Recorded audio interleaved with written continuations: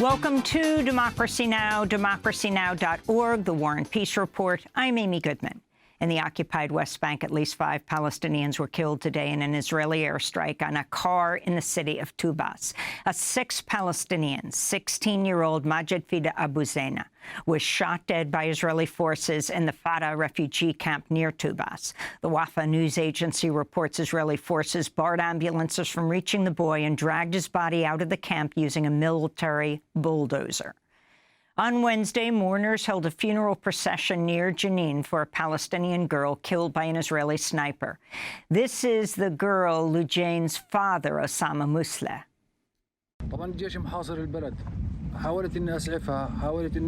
The soldiers are surrounding the town. I tried to save her. I tried to do something, but I couldn't. The army is surrounding our area. I called for an ambulance. They arrived late because a sniper shot towards them. She was 16 years old. The only thing she did is she looked from the window and the soldiers saw her and shot her. One bullet that targeted her forehead. At least 19 people have been killed in Jenin since last week when Israel launched its largest West Bank offensive in 2 decades.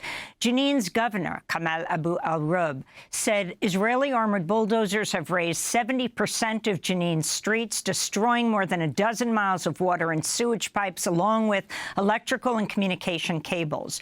Jenin's main public hospital has been locked down, and 4,000 Jenin residents have been forced from their homes at gunpoint. The situation in the areas which are under siege is bad. The Israeli army is preventing food, water, ambulances, and journalists from reaching these besieged areas, so we don't know what is happening in the areas which they consider to be military closed areas. We are getting lots of calls for help. This invasion is the worst, largest, and most painful to Palestinian people because the Israeli army is destroying the infrastructure, which means a blow to the local economy in Jenin. In the Gaza Strip, Israeli attacks have killed at least 18 Palestinians since Wednesday. One assault on a tent encampment for displaced Palestinians killed 4 people near Al-Aqsa Martyrs Hospital in central Gaza. The strike destroyed dozens of tents, wounded many others, including children. In southern Gaza, medical workers have begun vaccinating tens of thousands of Palestinian children in the city of Khan Yunis against polio, the second stage of a UN-led polio eradication effort. Meanwhile, Hamas has accused Israeli Prime Minister Benjamin Netanyahu of deliberately undermining efforts to forge a ceasefire and hostage release deal by refusing to withdraw Israeli troops from the Philadelphia corridor along Gaza's border with Egypt.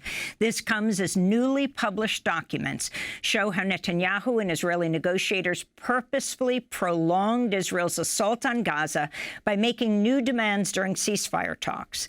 The documents, published by the Israeli newspaper Yediot Ahronoth, also reveal 3 of the 6 hostages found dead in Gaza last weekend were due for release under a ceasefire agreement drafted in May.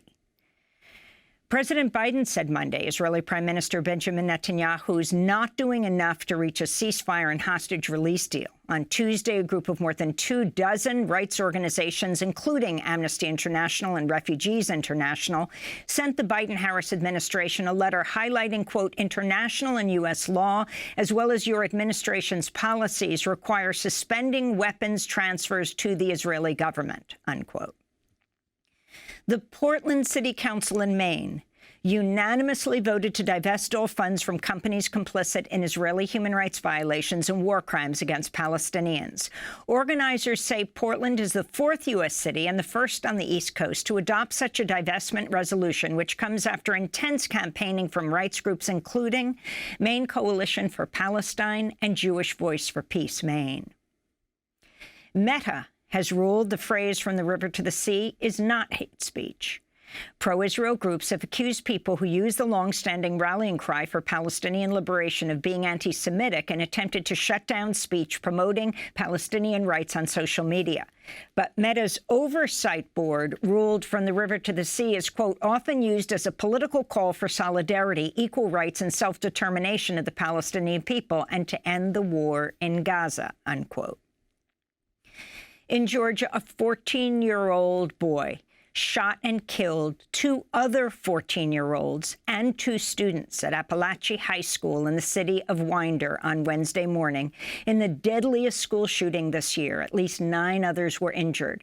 Authorities said Colt Gray, who used an AR platform-style weapon in Wednesday's rampage, will stand murder charges as an adult.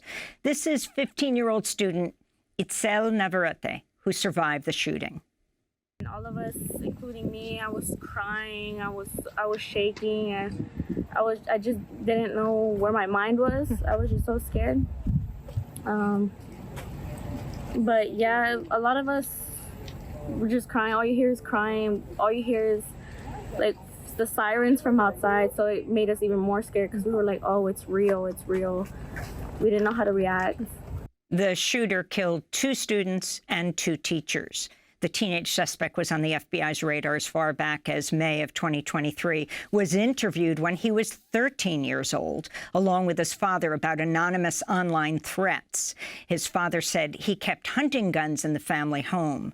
Appalachia High School reportedly received a threat by phone ahead of the shooting, with the caller warning 5 schools would be targeted, starting with Appalachia. After headlines, will go to Georgia for the latest. In Britain, Prime Minister Keir Starmer issued an apology Wednesday as the results of a 7-year-long investigation into the Grenfell Tower fire concluded the disaster was avoidable and was caused by decades of failure by the UK government and systematic dishonesty of the companies that provided insulation and other construction materials in the London Tower block. The fire killed 72 people, many of them children, most of them from low-income and immigrant families. This is Natasha Elcock, a survivor and spokesperson for the group Grenfell United. We paid the price of systematic dishonesty, institutional indifference and neglect. Today, we send a message to Keir Starmer and his government. This country has been failed by governments of all political persuasions.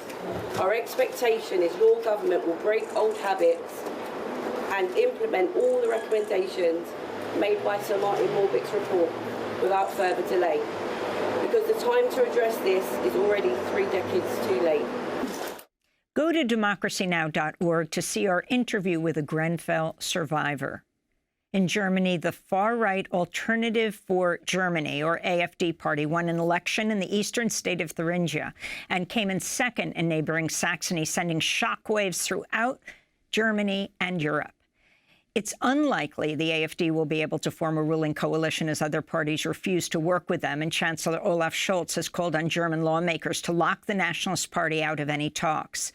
Alice Weidel is co-leader of Alternative for Germany. Our school classes are being flooded with children and young people from foreign cultures who come from archaic backgrounds, marked by Muslim beliefs. They are uneducated and all they speak is gibberish. Children no longer learn anything, and this is the result as to why those young people who still want to have a perspective in our country have supported the AfD as much as they have. This is the first time a far-right party has won a German election since the 1930s. In 1930, the Nazi Party won Thuringia State. 3 years later, Adolf Hitler became Germany's chancellor. In other news from Germany, Munich police officers shot and killed a man near the Israeli consulate and Nazi documentation center earlier today after he opened fire on police officers. Meanwhile, in news from France, President Emmanuel Macron has named former EU Brexit negotiator Michel Barnier as France's new prime minister after rejecting calls to appoint a progressive leader following a victory by a leftist coalition in July's snap elections. Barnier is a longtime conservative from the Les Républicains party.